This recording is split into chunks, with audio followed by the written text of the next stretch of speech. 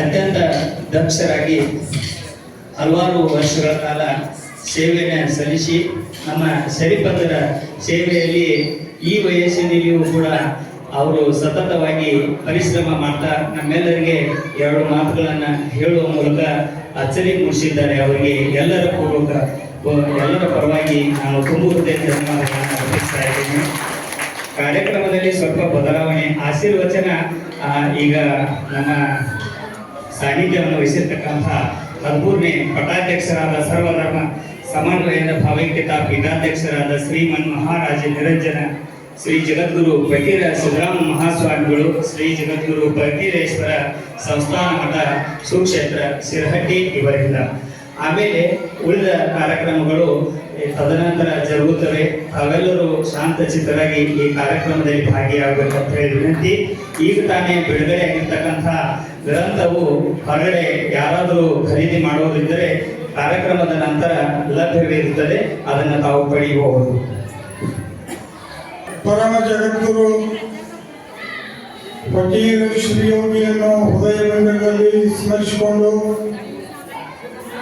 ಶರೀಫ ಶಿಲ್ಪಗಳನ್ನ ಗೋವಿಂದ ಭಟ್ಟರನ್ನ ಸ್ಮರಿಸಿಕೊಂಡು ಈ ಸಮಾರಂಭದಲ್ಲಿ ಪಾಲ್ಗೊಂಡಿರುವ ಕುಂದಗೋಳದ ಬಸವಣ್ಣನವರೇ, ಈ ಟ್ರಸ್ಟಿನ ಅಧ್ಯಕ್ಷರಾಗಿರುವಂಥ ಹಿರಿಯರಾದ ದೇಶಪಾಂಡೆಯವರೇ, ರಾಜಕೀಯ ಧುರೀಣರು, ಸಾತ್ವಿಕರು, ಆತ್ಮೀಯರಾಗಿರುವಂಥ IG ಸಂಧಿಯವರೇ, ಪ್ರಿನ್ಸಿಪಾಲ್ ಆಗಿರುವಂಥ ತ್ಯಾಮನ್ಕೊಂಡವರೇ, ಈ ಸಮಾರಂಭದಲ್ಲಿ ಪಾಲ್ಗೊಂಡಿರುವ ದಾನಿಗಳು, ಗ್ರಂಥ ಪ್ರೇಮಿಗಳು, ಶರೀಫನ ಭಕ್ತರು ಆಗಿರುವಂಥ ಸನ್ಮಾನ್ಯ ಗಂಧಿಯವರೇ,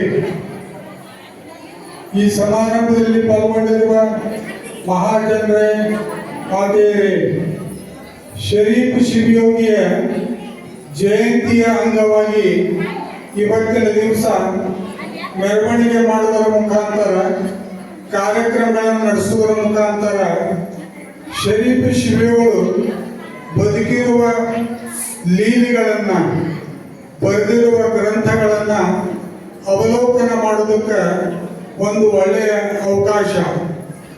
ಶರೀಫರು ಸಾಮಾನ್ಯರಂತೆ ಇದ್ದು ಸಾಮಾನ್ಯರಂತೆ ಬದುಕಿ ಸಾಮಾನ್ಯರ ಮಧ್ಯದಲ್ಲಿ ಬಡತನದ ಜೀವನವನ್ನು ನಡೆಸಿ ತಂಬೂರಿಯನ್ನು ಹಿಡಿದುಕೊಂಡು ಪದಗಳನ್ನು ಬರೆಯುವುದರ ಮುಖಾಂತರ ಕಠಿಣವಾದಂಥ ತತ್ವದ ವಿಚಾರಗಳನ್ನು ಸರಳವಾದಂಥ ರೀತಿಯಲ್ಲಿ ಹೇಳಬಹುದು ಅನ್ನೋದಕ್ಕೆ ಸಾಕ್ಷಿಯಾಗಿ ಪದ್ಯಗಳನ್ನು, ತತ್ವಗೀತೆಗಳನ್ನು ಬರೆದರು.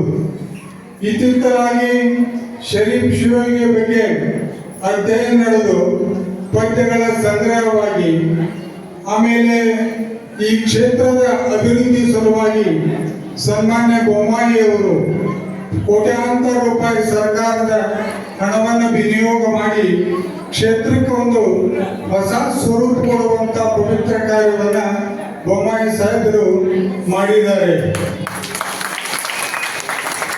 ಕ್ಷೇತ್ರ ಅಭಿವೃದ್ಧಿ ಆದರೆ ಜನರ ಮನಸ್ಸು ಪವಿತ್ರ ಆಗ್ತಾವ, ಜನರು ಒಳ್ಳೆಯವರಾಗ್ತಾರೆ, ಒಳ್ಳೆಯದರ ಕಡೆ ಜನರು ಬರ್ತಾರ ಅನ್ನುವಂಥ ಭಾವನೆಯಿಂದ ಬಹಳ ಅದ್ಭುತವಾದಂಥ ಕಾರ್ಯಗಳು ನಡೆದಿದ್ದಾವೆ.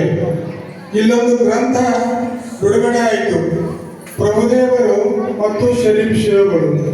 ಪ್ರಭುದೇವರು 850 ವರ್ಷಗಳ ಹಿಂದೆ ಆಗಿ ಹೋದರು. ಯೋಮಕಾಯದ ಪ್ರಭುದೇವರು ಅನೇಕ ಸಿದ್ಧಿ ಪುರುಷರು ಅವರ ಹತ್ರ ಬಂದು ತಮ್ಮ ಅದ್ಭುತವಾದಂಥ ಶಕ್ತಿಯನ್ನು ಪ್ರಭುದೇವರಿಗೆ ತೋರಿಸಿದ್ರೆ ಪ್ರಭುದೇವರು ತಮ್ಮ ಯೋಮ ಶಕ್ತಿಯನ್ನ, ಶಿವಯೋಗ ಶಕ್ತಿಯನ್ನ, ಯೋಗ ಶಕ್ತಿಯನ್ನ ತೋರಿಸುವುದರ ಮುಖಾಂತರ ಗೋರಕ್ಷನಾಥನ ಕೈಯಲ್ಲಿ ಖಡ್ಗವನ್ನು ಕೊಡ್ತಾರ.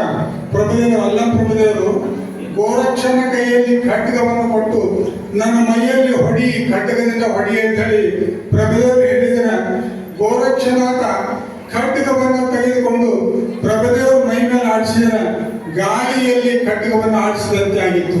ವ್ಯೋಮಕಾಯ ಹೊಂದಿರುವಂತ ಪ್ರಭುದೇವರು, ಅಂಥವರ ಮೇಲೆ ಪ್ರಭುಲಿಂಗ ಲೀಲಾ ಕಾವ್ಯ ರಚನೆ ಆಗಿದೆ. ಚಾಮರಸ ಕವಿಗಳು ಪ್ರಬಲಿಂಗ ಲೀಲೆಯನ್ನು ಬರೆಯುವುದರ ಮುಖಾಂತರ ಶೂನ್ಯ ಸಂಪಾದನೆ ವಚನದಲ್ಲಿದ್ದರೆ ಪ್ರಬಲಿಂಗ ಲೀಲೆ ಷಟ್ಪದಿಯಲ್ಲಿ ಬಂದು ಕಾವ್ಯ ರೂಪದಲ್ಲಿ ಬಂದು ಅನೇಕ ಪುಣ್ಯಾತ್ಮರ ಸಂಗಮದ ಮುಖಾಂತರ ಅನೇಕ ವಿಚಾರಗಳ ಚಿಂತನ ಮಂಥನದ ಮುಖಾಂತರ ಪ್ರಬಲಿಂಗ ಲೀಲೆ ರಚನೆಯಾಗಿದೆ. ಅಂತ ಪ್ರಭುಲಿಂಗ ಲೀಲೆಯ ಅಗ್ರಗಣ್ಯ ನಾಯಕನಾಗಿರುವಂತಹ ಪ್ರಭುದೇವರು ಅನೇಕ ಸಾವಿರಾರು ವಚನಗಳನ್ನ ಬರೆದಿದ್ದಾರೆ. ತನುವ ತೋಂಟವ ಮಾಡಿ ಮನವ ಗುದ್ದಲಿಯ ಮಾಡಿ ಅಗೆದು ಕಳೆದನಯ್ಯ ಪ್ರಾಂತಿನ ಬೇರವ ಒಡೆದು ಸಂಸಾರದ ಹೆಂಟೆಯ ಬಗೆದು ಬಿತ್ತಿದನೆಯ ಬ್ರಹ್ಮ ಬೀಜವ ಅಖಂಡ ಮಂಡಲವೇ ಭಾವಿ ಪವನವೇ ನಾಟಾಳ ಸುಷುಮ್ನ ನಾಳದಿಂದ ಉದುಕಬತ್ತಿದ್ದಿ ಬಸವಿಗಳಿಬ್ಬರು ಹಸಗೆಡಿಸಿದೆಂದು ನಾನು ಜಾಗೃತನಾಗಿದ್ದು ಈ ಸಸಿಯ ಸಂವಿಧಾನ ಅನ್ನುವಂತಹ ವಿಚಾರವನ್ನ ಪ್ರಭುದೇವರು ವಚನದಲ್ಲಿ ಹೇಳ್ತಾರ. ಸಸಿ ಅಂದ್ರೆ ಶರೀಫ್ ಹೇಳುವಂತ ರೀತಿಯಲ್ಲಿ ಗುಡಿಯ ನೋಡಿರನ್ನ ದೇಹದ ಗುಡಿಯ ನೋಡಿರನ್ನ. ಬಸವಣ್ಣವರು ಹೇಳುವಂತ ರೀತಿಯಲ್ಲಿ ಉಳ್ಳವರು ಶಿವಾಲಯ ಮಾಡಿದರು ನಾನೇನು ಮಾಡಲಿ ಬಡವನಯ್ಯ ಅಂತೇಳಿ ಬಸವಣ್ಣವರು ಒಂದು ರೀತಿಯಲ್ಲಿ ಹೇಳಿದ್ರ, ಶರೀಫ್ ಒಂದು ರೀತಿ ಹೇಳಿದ್ರ, ಪ್ರಭುದೇವರು ಒಂದು ರೀತಿ ಹೇಳಿದ್ರ.